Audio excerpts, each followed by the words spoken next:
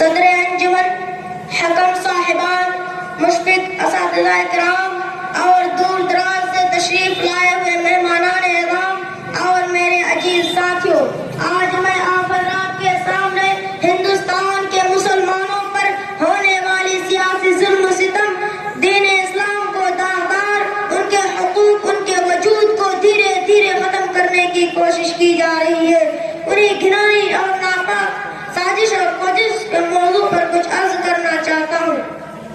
وہ ہندوستان جس کی حریت کی باغ مسلمانوں نے اپنے خون جگر سے سینچا تھا، وہ ہندوستان جس کی آزادی کے خاطر بحرانۂ اسنا ساحل میں کود پڑے تھے، بے پناہ قربانیوں کے ذریعہ ان کو پروان چڑھایا گیا، آج اسی ہندوستان میں مسلمانوں کو طرح طرح کی اذیتیں اور تکلیفیں پہنچائی جا رہی ہے، مسلمانوں کے قلوب سے اسلام کی محبت کو ختم کرنے کی نہایت ہی گھناؤنی سازش کی جا رہی ہے، اور تو اور کبھی وندے ماترم کہنے اور گانے پر مجبور کیا جاتا ہے، تو کبھی گھر واپسی کے نام پر جے شری رام کہنے پر مجبور کیا جاتا ہے۔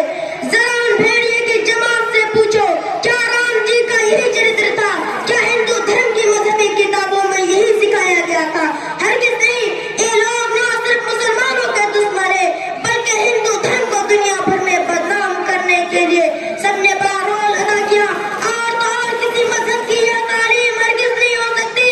کہ محض جانور کی حفاظت کے نام پر انسان کو مار دیا جائے۔ کیا ہندو دھرم میں جانوروں کی جان کی قیمت انسانوں کی جان کی قیمت سے زیادہ ہو گئی؟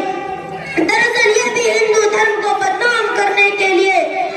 فاسدم سوچ رکھنے والوں کی گندی کوشش ہے۔ شاید ان کو معلوم نہیں کہ مسلمانوں کی جب تک سانسیں چلتی رہے گی اس وقت تک مدارس و مساجد پر کسی طرح کی آنچ آنے نہ دے گی۔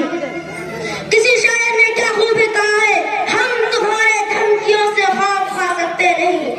ہم تمہارے دھمکیوں سے خوف کھا سکتے نہیں، ظلم کے آگے اپنا سر چھپا سکتے نہیں۔ برادرانی ملت، اگر وطن ہمارا جان مانگے تو جان دیں گے، اگر وطن ہمارا مال مانگے تو مال لیں گے، لیکن یہ نہیں ہو سکتا کہ مسلمان نبی صلی اللہ علیہ وسلم کی جاہ و جلال دے، لیکن یہ نہیں ہو سکتا کہ مسلمان آخرت کو چھوڑ کر دنیا کو ترجیح دے۔ آپ حضرات کو وہ تاریخ یاد ہوگی جب انگریزوں کی ظلم و ستم حد سے آگے بڑھی تو سب سے پہلے اسلامی قلعہ کو مسمار کر کے اس پر تسلیث عقیدے کی بنیاد رکھنا چاہا تو سب سے پہلے شاہ عبد العزیز صاحب میدان جہاد میں بے جھجک کود پڑے اور انگریزوں کے خلاف انہوں نے جنگ قائم کیا اور اس بات کا تہیہ کر دیا کہ غلامی کی زنجیر کا ٹکڑے ٹکڑے کر کے ہی دم لیں گے، جس کے نتیجے میں مسلمانوں کو